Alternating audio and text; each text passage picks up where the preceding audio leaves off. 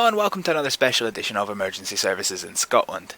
In this episode I got the pleasure of visiting Sighthill Fire Station and getting a look at the aerial rescue pump, which is a rare sight in my part of Scotland. The crew from Dunfermline were brilliant in putting the ARP through its paces for the camera, and they told me a lot of information about the use of the appliance. So what is an aerial rescue pump and why is it different from a normal height appliance? Well, the primary difference is that the ARP is equipped with pumping equipment for conventional firefighting, as well as its height boom. As such, it can attend regular incidents, as well as the specialist situations. It even has the same rescue equipment like cutting gear that regular pumps carry.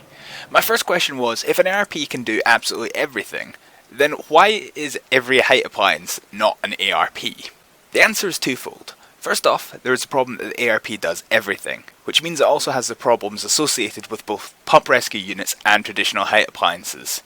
Combined with the age of the appliances, this often sees them off-road for repairs, so much so that the crews test literally all the systems rigorously every single day in case any faults have creeped in. Modern technology may, in time, lessen the impact of these issues. The second issue is the mechanical implications of the combined role. The combination of the pumping equipment and the aerial boom means that the ARP unit is a beast. Weighing in at over 19 tons, speed is a big issue, with the ARP often arriving many minutes after the rest of the responders, particularly if a hill is involved. It's also much wider and slightly taller than other height appliances, meaning it can sometimes struggle to fit down narrow roads. Even fire stations can be a struggle. The ARP, which is not meant for Sighthill Station, has just a few centimetres clearance getting into its bay. However, despite all these negative implications, the ARP is still a very powerful tool. I asked how the combination of the aerial pumping equipment lessened the effectiveness of each role, and I was quite surprised that it wasn't as much as you might think. A traditional water pump carries either 1700 or 1800 litres depending on the model. The ARP carries 1200 litres. It has less capacity but is still sizable. On the height side, a normal hydraulic platform has a boom height of 30 metres. The ARP has a boom height of 28.5 metres, so it's just 150 centimetres less. The weight distribution of ARP units means there are some pretty strict design implications for being able to deploy the height boom. In these photographs, the ARP is being deployed at a 3-degree left camber. It can cope with an up to 5 or an 8-degree camber if memory serves me correctly. However, if there's a rearward inclination, it can only set up on less than a 1-degree incline. That's how sensitive it is. A forward inclination is preferred, so there's a lot of planning and forethought that needs to go into the deployment of the aerial boom. The jacks are used to raise the appliance off the ground to increase stability.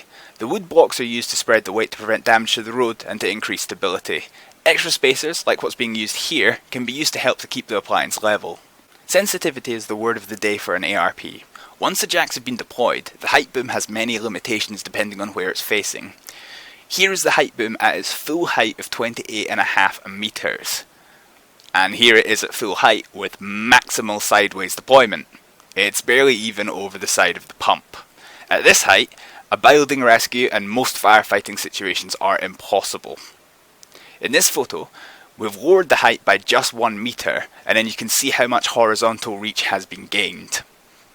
Over the sides, the maximum height is 14.5 metres at the furthest horizontal reach, which is 15 metres away from the fulcrum point. Here, we got the basket to rescue some non-existent people from the top of the fire station.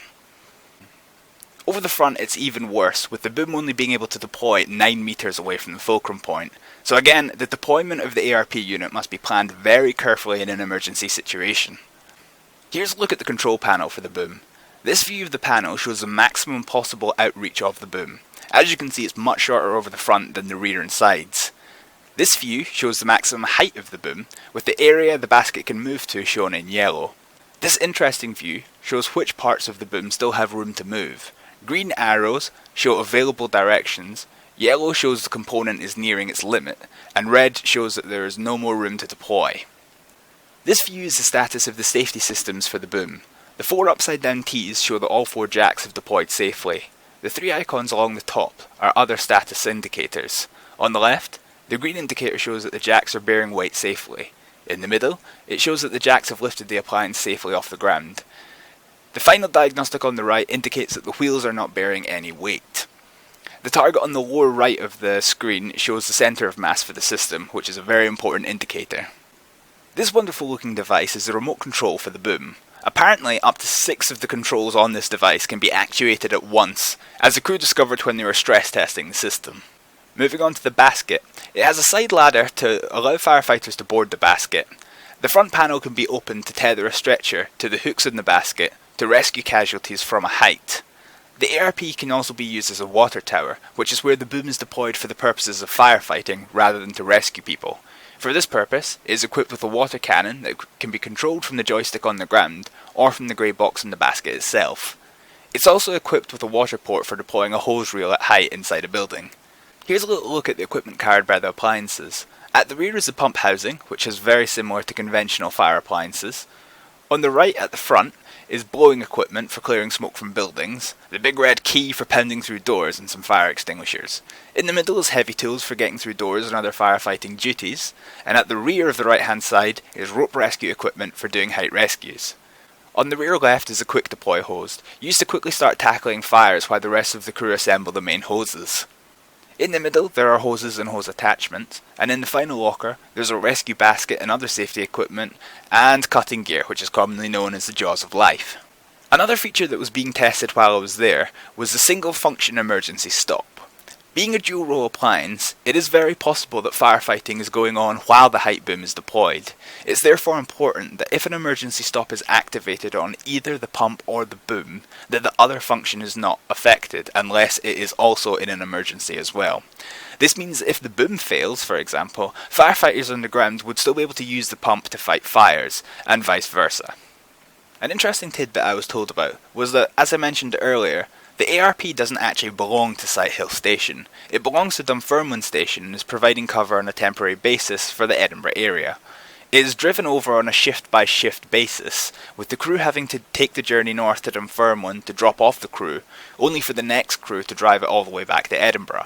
I naively asked why it doesn't just make sense to leave the appliance at Sighthill and take one of the many minibuses from Dunfermline down to Sighthill. Of course, the answer is that if a 999 call comes in when they're in a minibus, there's absolutely nothing that they can do. But if they're driving the ARP, they can divert to deal with their emergency. And so that's everything for what has been another very educational episode of Emergency Services in Scotland. A massive thank you to the Dunfermline-based crew who took the time to get the ARP deployed and put through its paces for me. It was a great demonstration of what was a very cold November day. As always, I'm immensely grateful for the time of the crew for facilitating my visit and teaching me all about the ARPs. I hope you've thoroughly enjoyed this episode of Emergency Services in Scotland, and I'll see you next week. Bye!